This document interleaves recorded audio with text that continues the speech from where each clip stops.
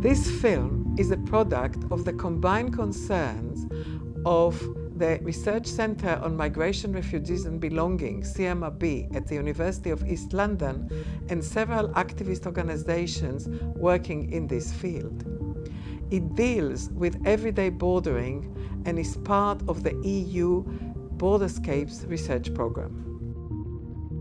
Borderings have come to occupy a major part of the everyday lives of most people, and especially with the effect of the new Immigration Act of 2014, we find that most of us are required to be both border guards and are suspected of being illegal border crossers.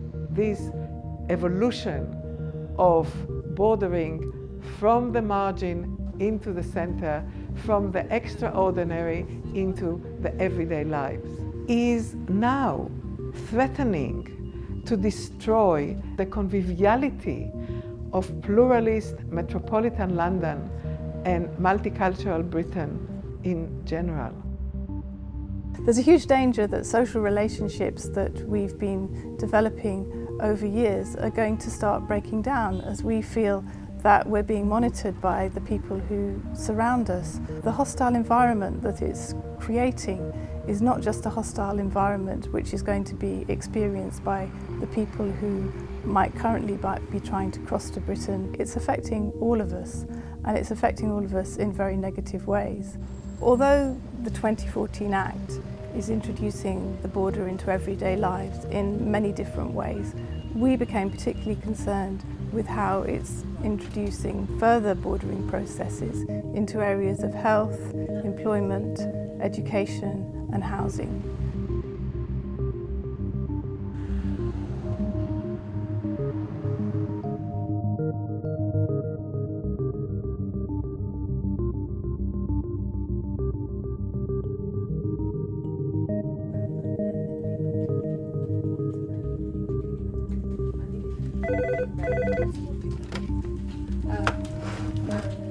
Migrants' Rights Network.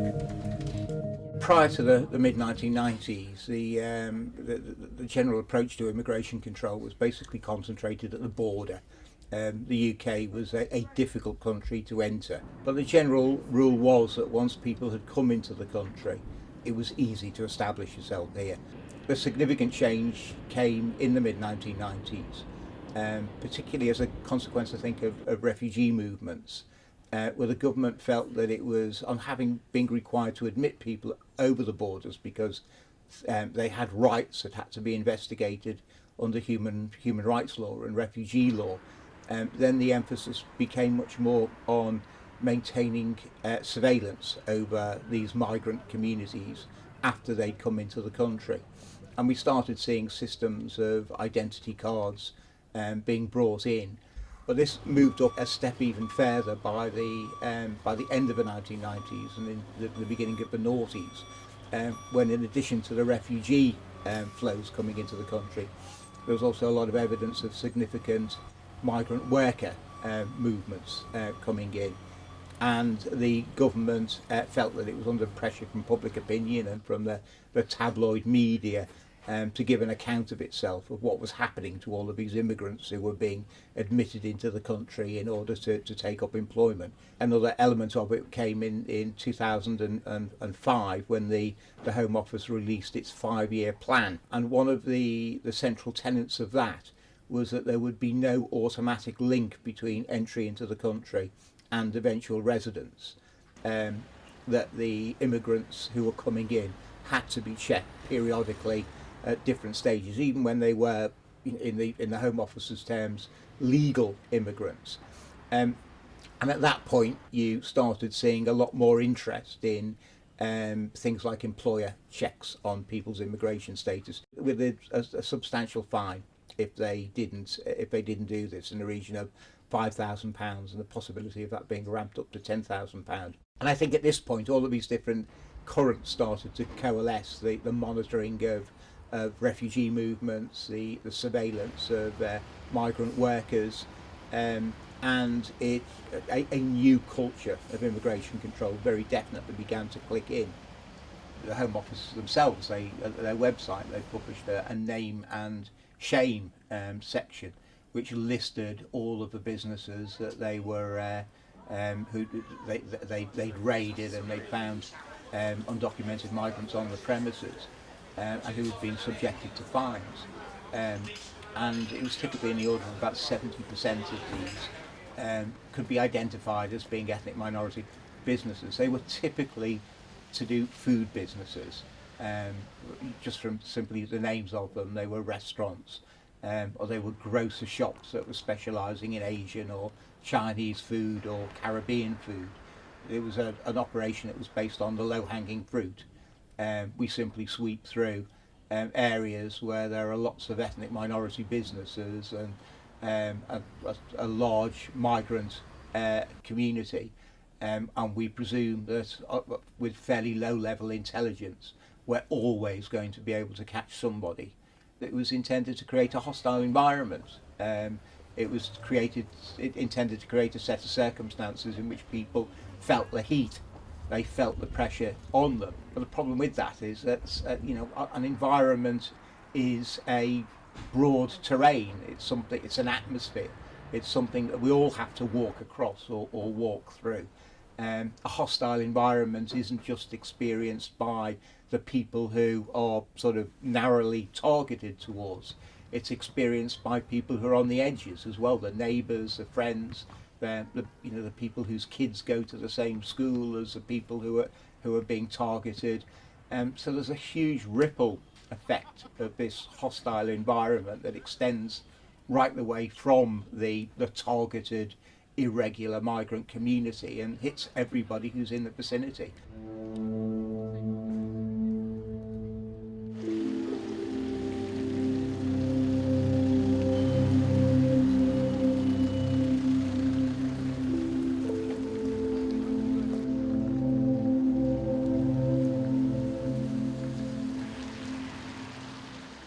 We always say we are a victim of our own success because we have so many restaurants we expanded, but the skilled staff not developed. There are reasons because government doesn't allow us to bring the skilled worker from overseas, and this industry is collapsing. Restaurant owners, the responsibility was imposed by the government policies that they should, every time they recruit the employee to the restaurant, they have to check their status, especially the immigration status. But as a restaurant owner, we are not an immigration officer. How do we know how to check and everything? We try our best to maintain our file and everything, and this is the extra burden, and we get regularly victim. They come, raid, and then they says 20,000 fine, 10,000 pound fine because you got the person is working, he's not supposed to work, your record checking was not properly correct, so you have to pay fine. And raid is a killer because what they do these days, they raid when restaurant is running.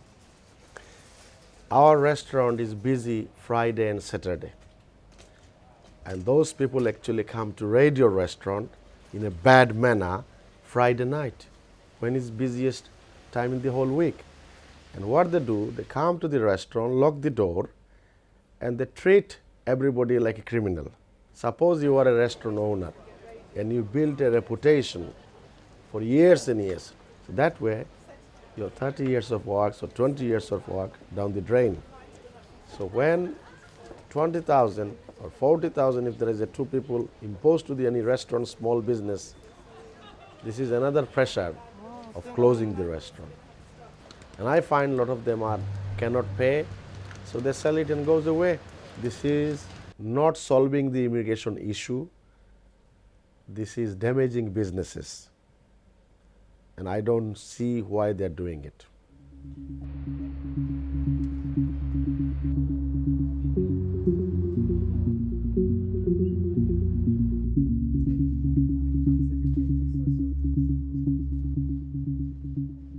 International students are incredibly important to British universities. I don't think you'll find one university that would disagree with that statement. It's obviously there's a financial benefit to us, but that's not the only benefit. It's very much the rich sort of tapestry they bring with the different, from a cultural perspective, a social perspective. We are a global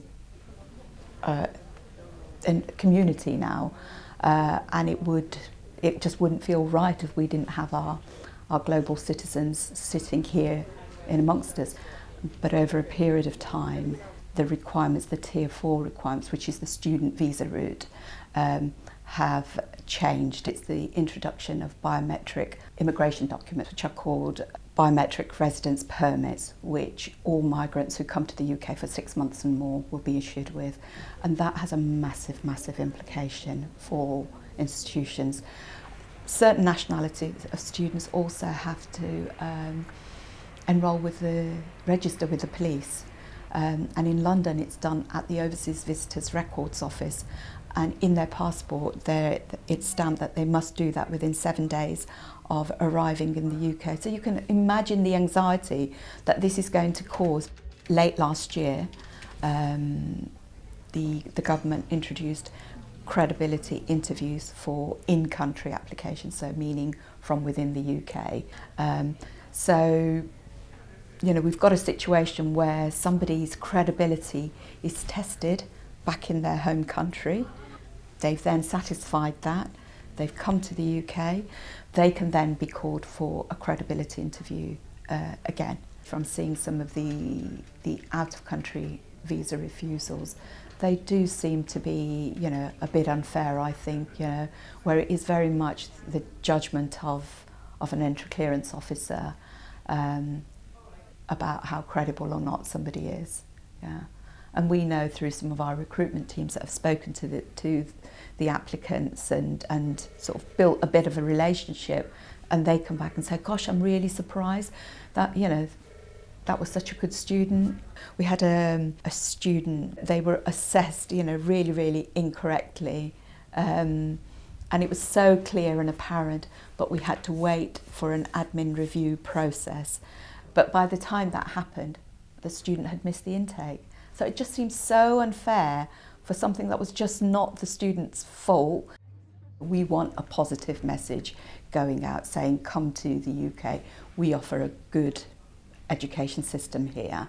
But I know from going abroad myself of the negative publicity that it gets, particularly in Southeast Asia and in places like India, where it's front page news when new legislation comes in. And certainly the numbers of students from those countries has decreased really significantly, and those students are now going to Canada and Australia, where the visa rules have been reviewed by the government to attract international students. I also belong to a lobbying group called London First, which is very much about looking after London's business interests, and they've got similar concerns that they are finding it hard to attract talented global people to come and work in the UK because of the visa requirements here. There has been a damage done. I think I've certainly seen it. I work there on the ground. I've seen it. So if somebody tells me something different, well then my experience doesn't match up with that at all. And that's had a huge economic impact, but also a cultural impact on us.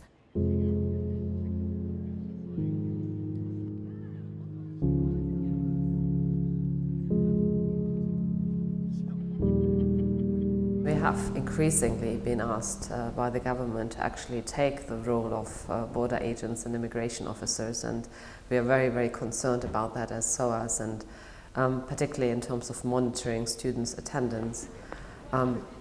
So we've been sort of trying to see how we can follow government regulation, being of course very scared about the repercussions if we were to resist.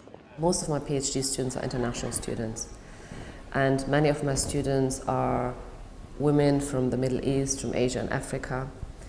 And I personally think that it's really discriminatory that international students are not allowed to have some flexibility in terms of where they do the writing up. Some of them have families, elder parents who take care of children. I think there's a big issue in terms of postdoctoral visas. So, for instance, students who have managed to get the 12 months postdoctoral visa extension and who start to teach, either as teaching fellows or senior teaching fellows, but then during the year their visa actually expires, and right now it is almost impossible for them to get an extension. So that doesn't make sense, really, and I think there should be more flexibility in terms of allowing students to get involved in postdoctoral research or teaching. Then of course there's a very embarrassing bit that when we have external examiners come to SOAS, for instance, to examine an MA program or a PhD, and we're asking them now to show their passport.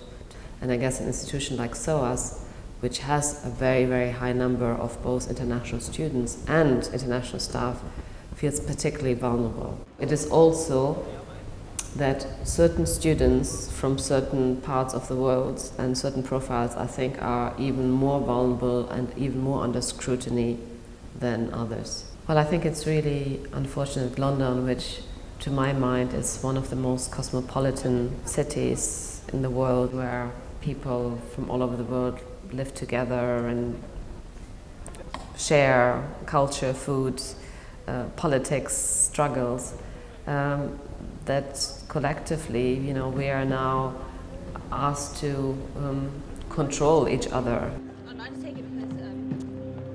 This is part of a wider discourse which is trying to suppress political activity among all students.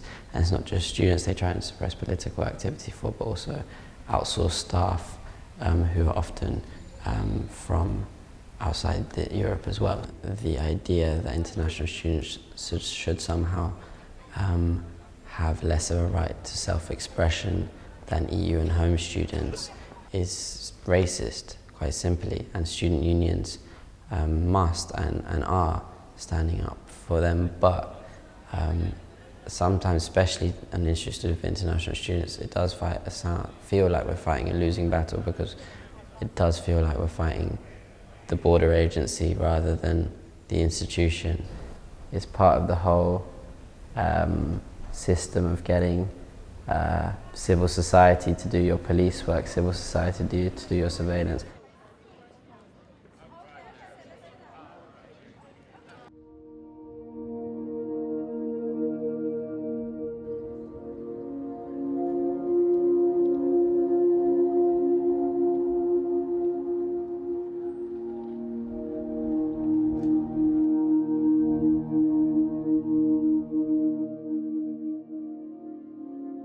We're fairly concerned, people in the housing field, about the provisions in the 2014 Immigration Act. The provisions of the Act basically say that every private landlord, including people who offer lodgings in their own home, including people who just rent out one house, once the Act comes fully into force, will have to check the immigration status of any people they're intending to have in their home. The vast majority of private landlords only rent out one home.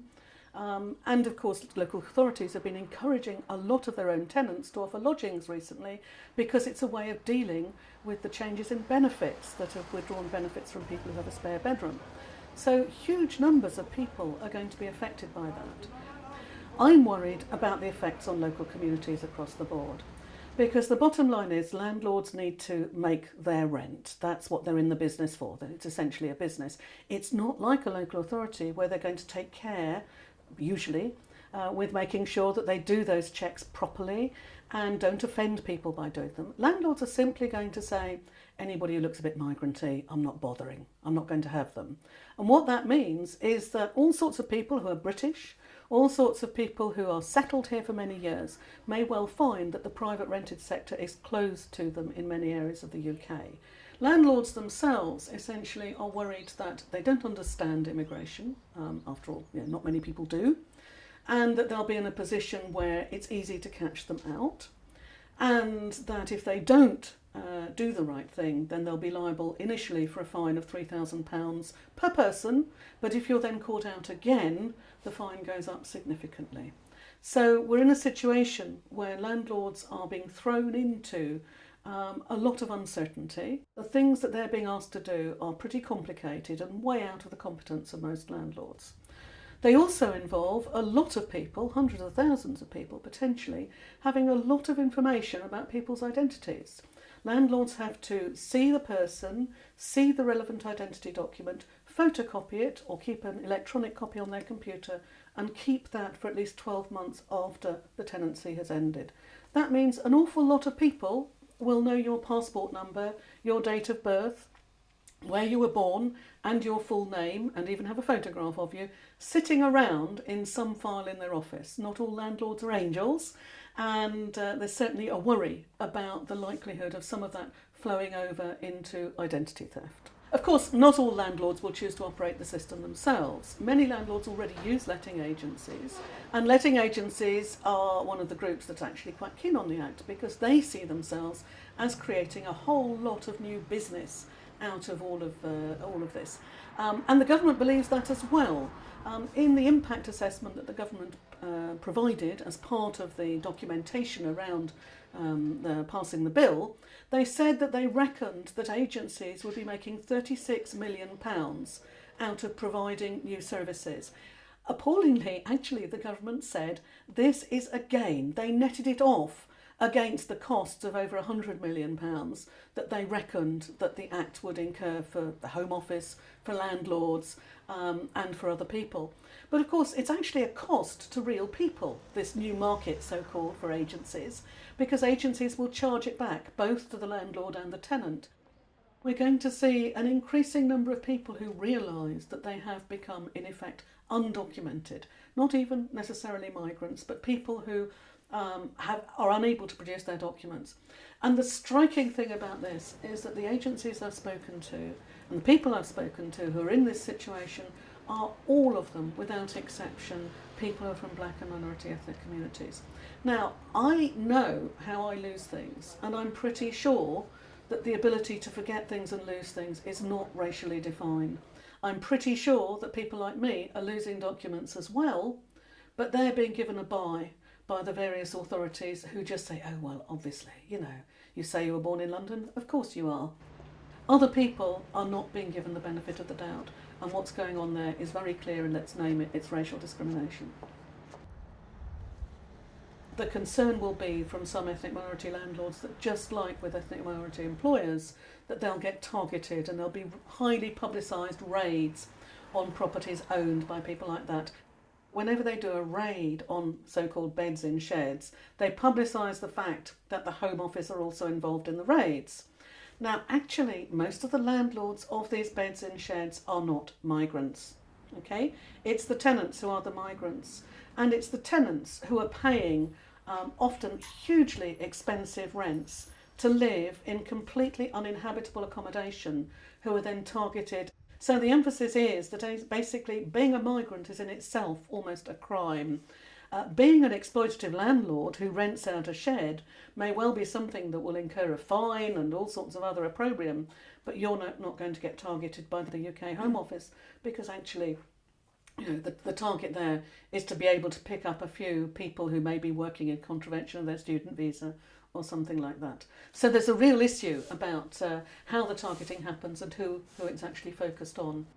So basically the issue is going to be that landlords are going to say, well, in order to carry this out, I'm going to just not even look at people who can't produce the documents, whatever their situation is. So what happens then is that those people have to look at landlords who will not be implementing the legislation, and inevitably they are likely to be landlords who are not implementing the other legislation as well. So there'll be landlords that are offering homes that are unfit for human habitation, that are not properly controlled by licensing arrangements and things like that.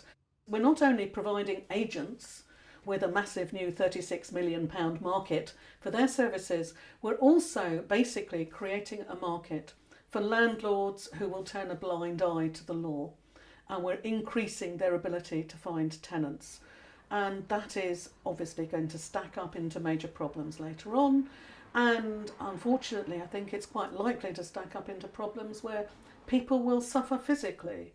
Landlords who offer accommodation outside the law already are putting their tenants in danger. The London Fire Service is very concerned about the number of times they've been called to fires that have been created in accommodation like that is being operated outside the law. Sooner or later, people are going to get killed in that accommodation because of the lack of safety precautions and the poor wiring and the overcrowding and the lack of fire alarms and things like that. And the government, in effect, is giving that market and illegal accommodation a huge fillip by introducing the legislation.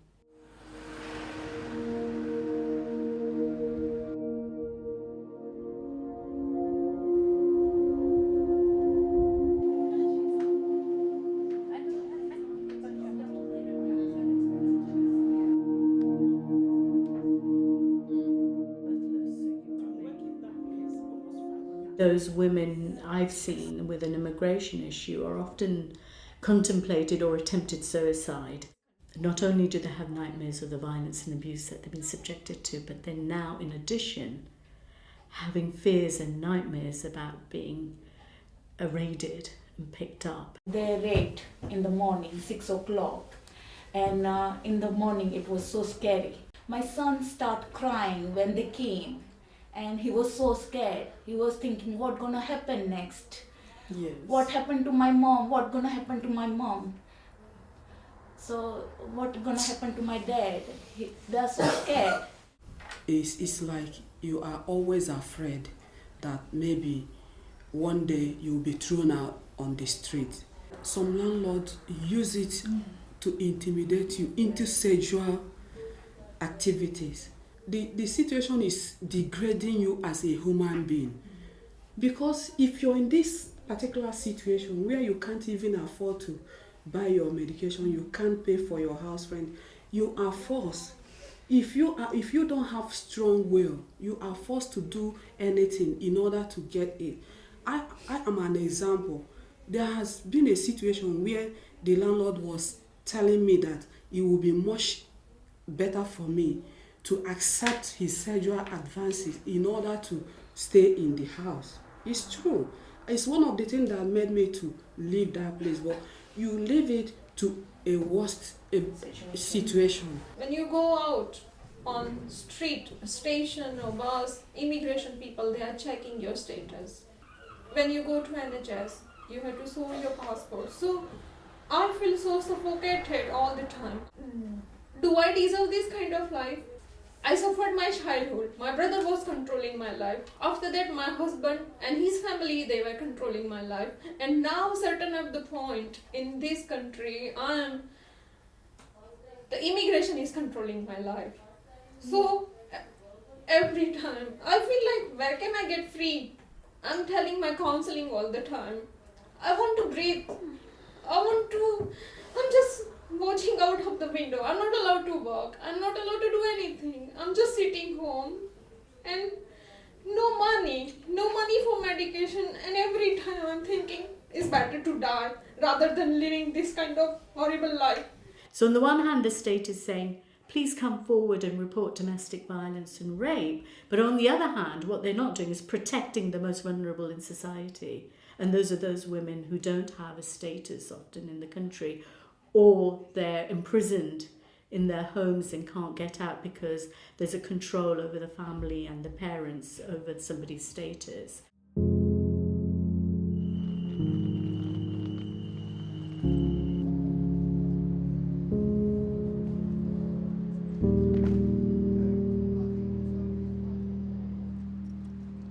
What we're seeing currently is some of society's most vulnerable people falling through the cracks of the current system.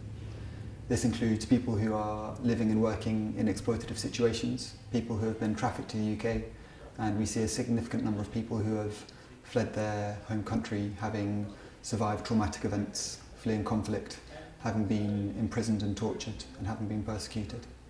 We know that 1 in every 5 of our patients who's been to see us over the last 8 years hasn't accessed any medical care prior to seeing us because they've been too afraid because they have thought that they may be detained if they go and see a doctor. For us, that's something which has to change.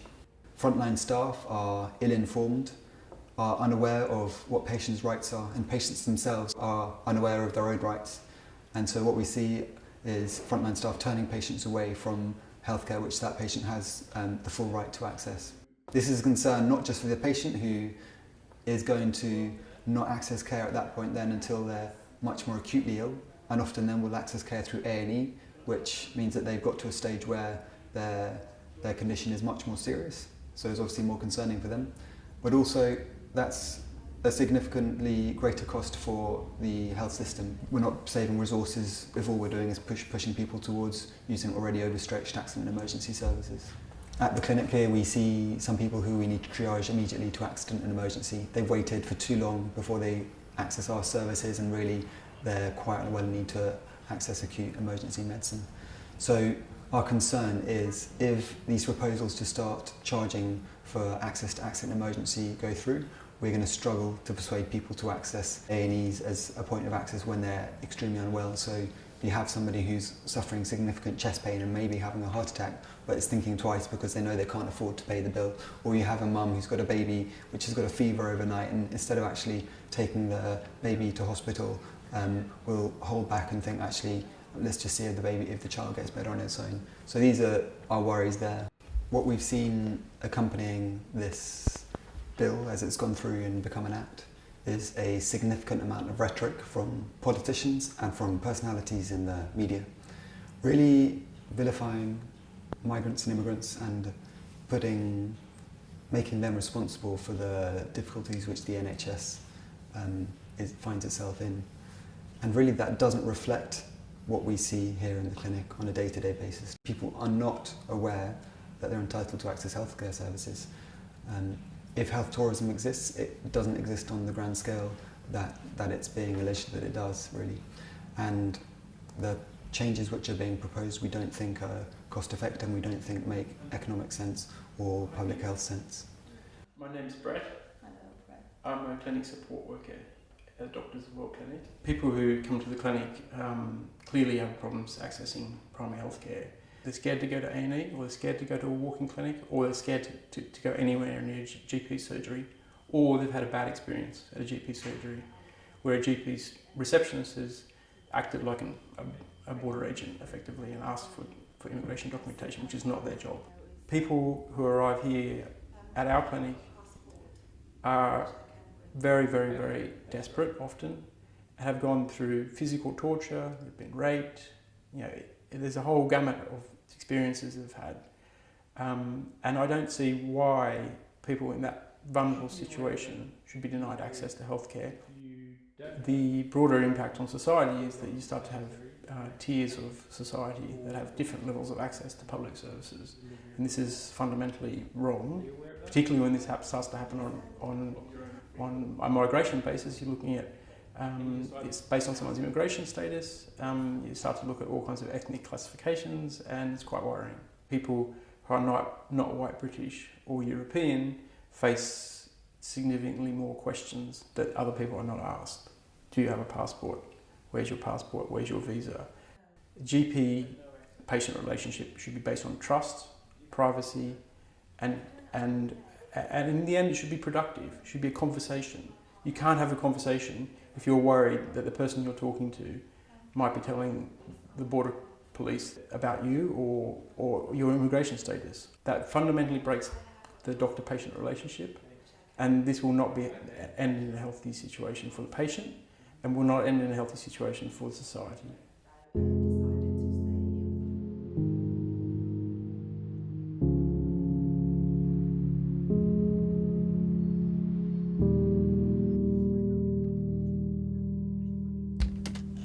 We've seen several enforcement operations in our time at Ramphel, and the most prominent one was obviously Operation Vulcan, which was everybody knows as the Go Home vans.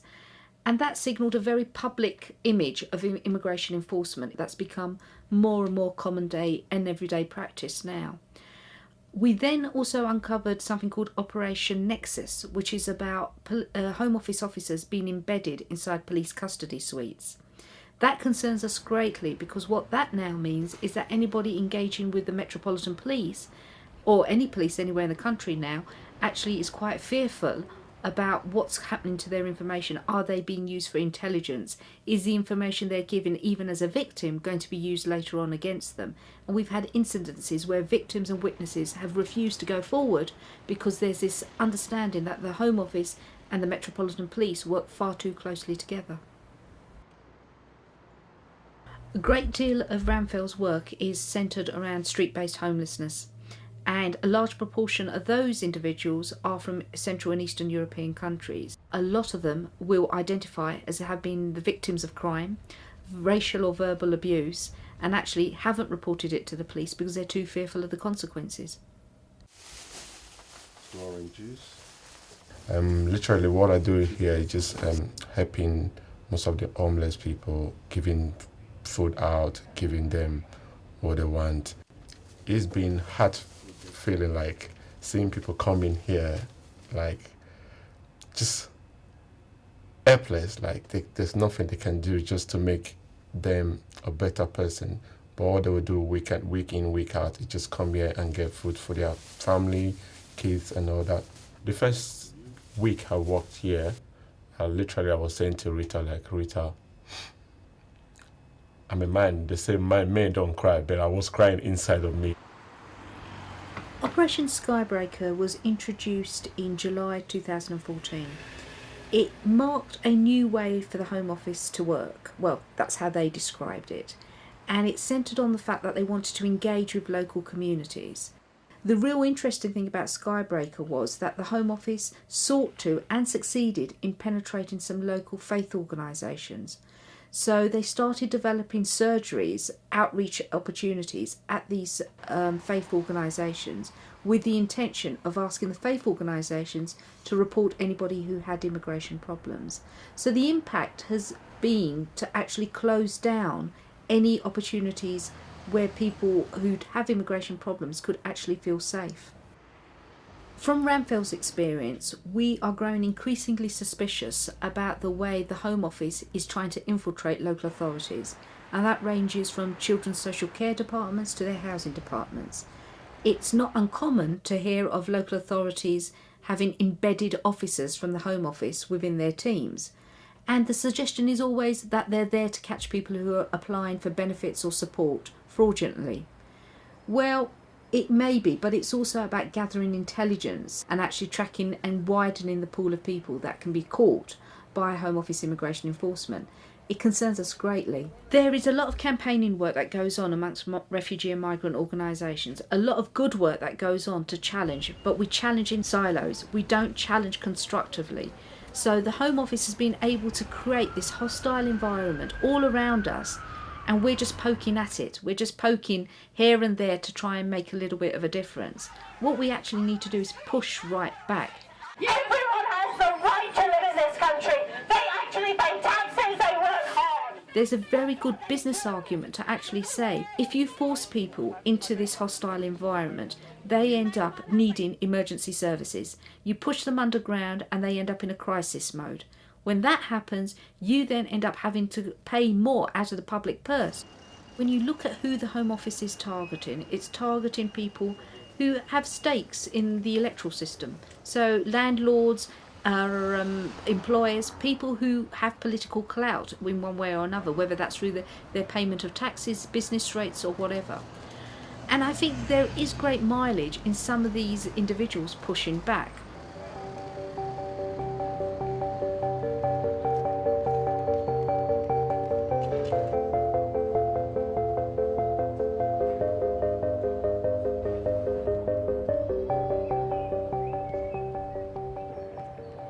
People are crossing borders, either as permanent migrants or at least for some part of their working lives, and whole cities are emerging where their economy seems to be based very largely on that process. London being an obvious example of it, but there's half a dozen global cities in Europe which are major engines which are driving this process of people movement. So that's happening, and those processes are actually facilitating. They're opening up the channels in which people move. But on the other hand, there is very definitely a failure on the part of politics to keep up with that process. There's an entrenched assumption that the proper way for people to live their lives is to stay in one place, pretty well close to where you were born and the community that nurtured you, and to habitually regard everybody outside of that as being strangers and potentially problematic, who we have to be wary about. And very often, our parliamentary politics actually reinforces all of that. It's very, very poorly adapted for being able to relate to the experiences of people who are in movement.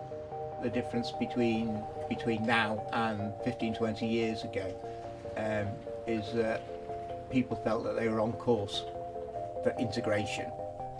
It might be slow, it might be step by step, but they generally felt that all the problems that were going to be cropping up on the way, it was within their means, either through their own personal resources or through the networks that they built up and generally extended as they became more familiar and made wider circles of friends. And by and large it contributed to probably what is quite a good record as far as the UK is concerned, which generally, as far as Europe is concerned, is generally considered to have a better record in terms of the integration of its migrant communities. I think we really have to be concerned that we more or less put a full stop to that now. That people who find themselves in a difficult situation with their immigration status cannot be quite so optimistic that over time they will find a way to sort it out, that life will gradually become better, that they will extend their circles of friends and contacts, that they will feel more and more part of the community that they're living in. I think we could very well be institutionalising a sort of a shadow life for a group of people who just permanently think of themselves as having to dodge and duck and weave in whatever little spaces exist for them, and they will do it. They're used to hardship, these people, and they're used to dealing with issues on a day-to-day basis. But the question we've got to ask ourselves is whether that's good enough.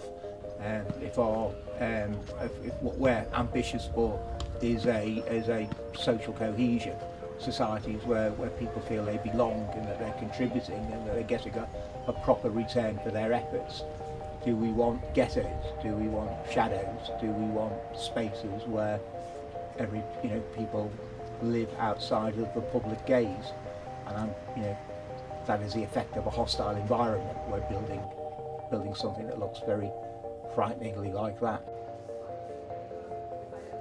My worry with the inevitable increase in discrimination that this is going to produce is that over time, if you like, the iron enters the soul for a lot of young people in Britain. When the first time they leave home, they have demands for documents at every turn, even if they've been born and brought up in the area where they're now living. Then what that feels like is that there are different classes of citizen, that there are different classes of resident, and that they are in the class that gets excluded routinely from everything. And what that leads to, of course, is an abiding sense of injustice and unfairness and a lack of trust in institutions. And that inevitably leads to quite a breakdown in the communities that we live in.